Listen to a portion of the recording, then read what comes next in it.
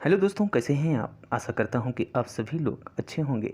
तो दोस्तों, इस वीडियो में आज हम आपके लिए लेकर आए हैं तुलसीदास जी द्वारा रचित श्री रामचरितमानस के बालकांड से संकलित तथा हिंदी के काव्यखंड में धनुष भंग नामक पाठ से अवतरित पदों के हिंदी भावार्थ की व्याख्या को।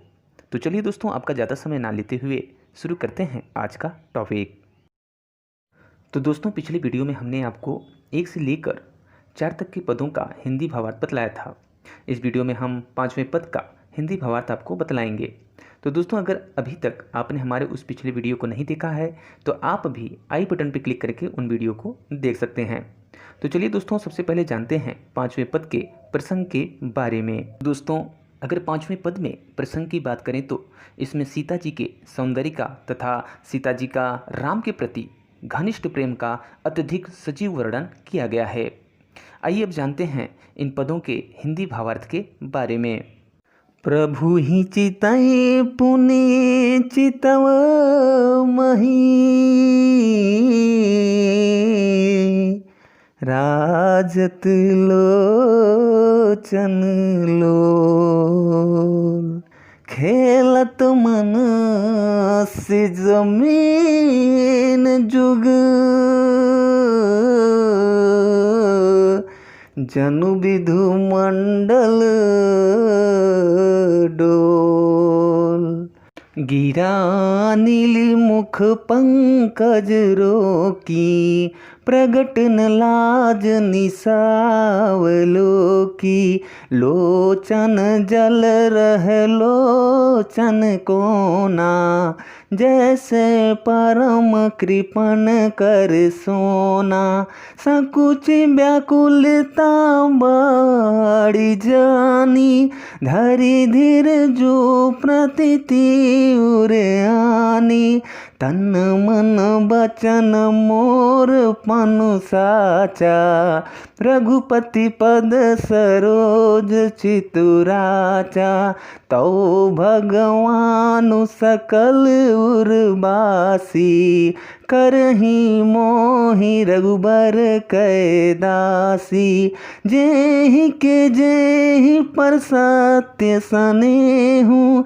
सोते ही मिलई न कछु संदेहु, प्रभु तन चितई प्रेम तन ठाना, कृपा निधान राम सबु जाना, सियहि बिलो की तकेउ धनु कैसे, चितव गरुड़ लघु ब्यालहि जैसे।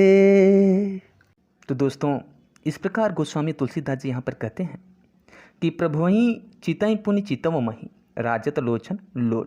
तो दोस्तों, यहाँ पर चितई व चितव का जो अर्थ होता है वो होता है देखकर।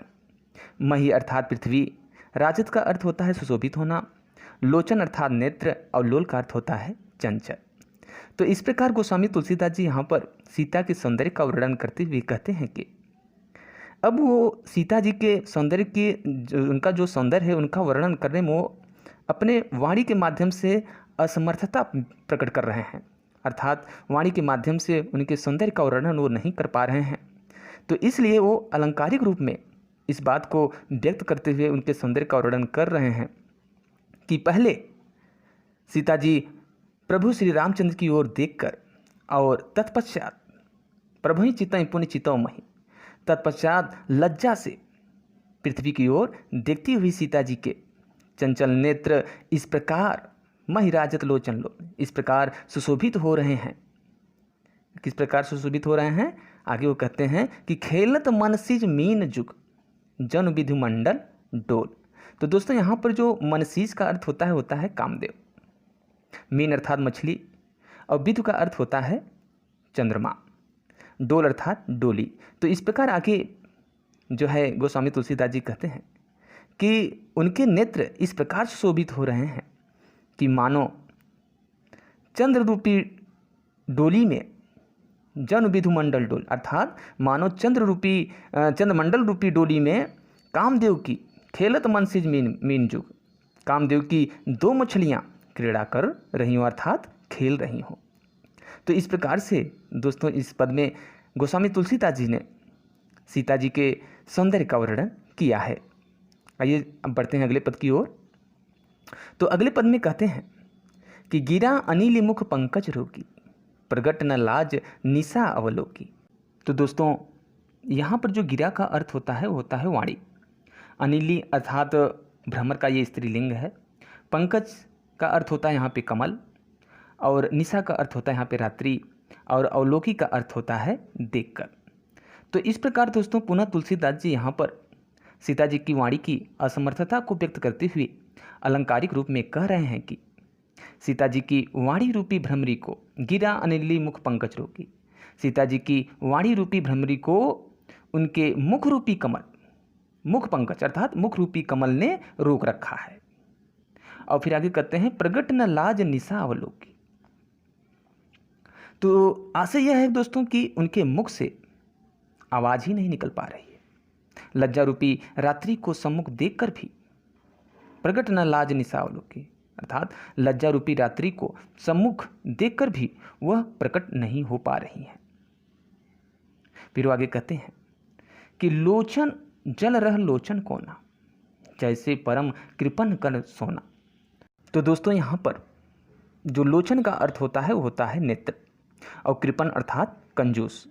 तो इस प्रकार फिर तुलसीदास जी आगे यहाँ पर कहते हैं कि नेत्रों का जल, लोचन जल रह लोचन कोना, जो नेत्रों का जल है सीता जी का, वो नेत्रों के कोने में उसी प्रकार रुक गया है जैसे परम कृपन कर सोना, जैसे अत्यधिक कंजूस का गड़ा हुआ सोना गड़ा ही रह जाता है, अर्थात वो उसको निकाल नहीं पाता। ठीक उसी प्रकार से सीता जी के नेत्रों में जो आंसू हैं, अर्थात उनके आंसुओं का जो जल है वो उनके कोने में ही रुक गया है, वो बाहर निकल ही नहीं पा रहा है।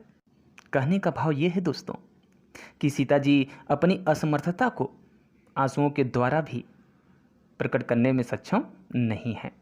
फिर आगे तुलसीदास जी कहते हैं कि सकुची व्याकुलता बढ़ जानी, धैर्य धीरजु प्रतीति उर आनी। तो दोस्तों यहाँ पर जो धैर्य धीरजु का जो अर्थ होता है वो होता है धैर्य धारण करना, उर अर्थात हृदय। तो इस प्रकार फिर आगे तुलसीदास जी यहाँ पर कहते हैं कि अपनी सकुची व्याकुलता बढ़ जानी, अपनी इस बढ़ी हुई व्याकुलता को समझकर सीता जी प्रतिपूर्वक संकोच करने लगी। फिर आगे कहते हैं धैर्य धीरजु प्रतीति उराने।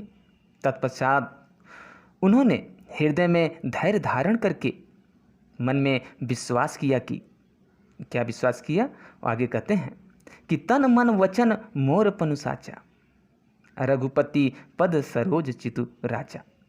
तो दोस्तों यहाँ पे जो पनु का अर्थ होता है वो होता है प्रण, साचा अर्थात सच्चा, और राचा का अर्थ होता है अनुरक्ति या प्रेम, पद सरोज अर्थात चरण कमल, और रघुपति अर्थात श्री रामचंद्र जी।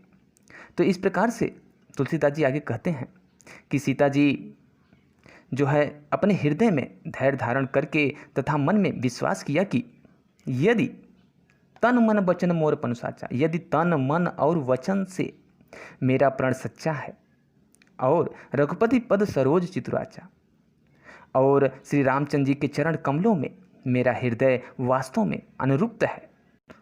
आगे कहती हैं कि तो भगवान सकल उर्वासी, करही मोहि रघुबर कै दासी।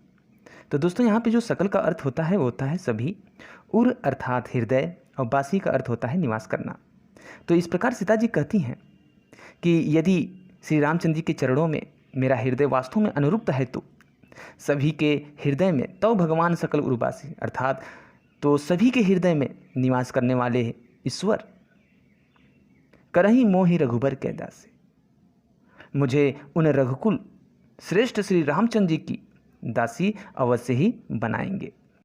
अब वो ऐसा क्यों कह रही हैं, आगे देखिए कि जे ही पर सत्य स्नेह, सो तहि मिलई न कछु संदेह। अब ऐसा वो इसलिए कह रही हैं क्योंकि सीता जी यहाँ पे कहती हैं कि जे ही पर सत्य स्नेह, अर्थात क्योंकि जिस किसी पर भी जिस किसी का सच्चा स्नेह होता है, सो तहि मिलई न कछु संदेह, अर्थात वह उसे मिलता ही है, इसमें कुछ भी संदेह नहीं है। फिर आगे गोस्वामी तुलसीदास जी कहते हैं कि प्रभु तन चितई प्रेम तन ठाना, कृपा निधान राम सब जाना। तो दोस्तों यहाँ पे जो चितई का अर्थ होता है वो होता है देखकर, तन अर्थात शरीर, और ठाना का अर्थ होता है निश्चय किया। तो इस प्रकार गोस्वामी तुलसीदास जी कहते हैं कि प्रभु तन चितई प्रेम तन ठाना। गोस्वामी तुलसीदास जी यहाँ पे कह रहे हैं कि प्रभु श्री रामचंद्र जी की ओर देखकर सीता जी ने शरीर के द्वारा अपने प्रेम का निश्चय कर लिया, अर्थात इस बात का निश्चय कर लिया कि अब यह शरीर या तो इन्हीं श्री राम का होकर रहेगा या रहेगा ही नहीं। तब क्या होता है दोस्तों, कृपा निधान राम सब जाना। उनके अर्थात जब सीता जी ने यह प्रण ले लिया तो उनके इस निश्चय को कृपा निधान श्री रामचंद्र जी तुरंत जान गए। इसके बाद फिर तुलसीदास जी आगे कहते हैं कि सिंह बिलो की तकेऊ धनु कैसे, चितव गरुड़ लघु ब्यालहि जैसे। तो सिंह का अर्थ होता है दोस्तों यहाँ पे सीता, तकेऊ अर्थात देखकर, लघु अर्थात छोटा, और ब्यालहि का अर्थ होता है सर। तो इस प्रकार जब प्रभु श्री रामचंद्र जी इस बात को जान लेते हैं, तब जब वो जान गए तब क्या होता है उसके आगे देखिए कि सिंह बिलो की तकेऊ धनु कैसे। इसके पश्चात जब श्री रामचंद्र ये बात जान गए तो उन्होंने सीता जी की ओर देखकर, सिंह बिलो की तकेऊ धनु कैसे, सीता जी की ओर देखकर धनुष की ओर इस प्रकार देखा जैसे चितम गरुड़ लघु ब्यालहि जैसे। इस प्रकार देखा जैसे गरुड़ छोटे से सर्प की ओर देखता है। तो दोस्तों इस प्रकार इस पद में राम के प्रति सीता का अनुवृत्ति का अलंकारिक वर्णन किया गया है। आइए अब जानते हैं इन पदों के काव्यगत सौंदर्य के बारे में। तो दोस्तों अगर दोहे में काव्यगत सौंदर्य की बात करें तो यहाँ पर नेत्रों की चंचलता की तुलना मछलियों से की गई है।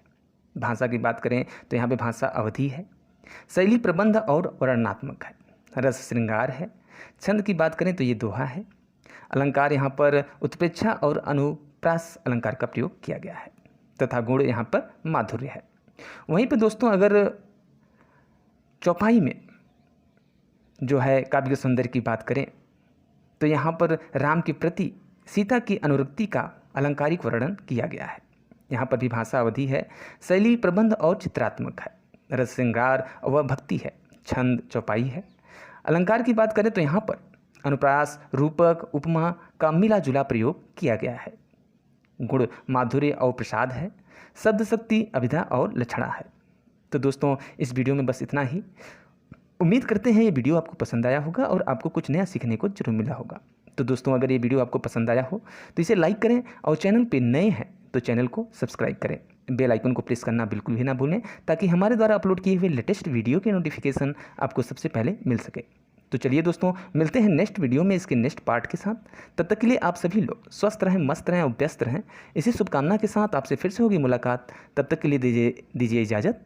Bye bye, take care and जय हिंद।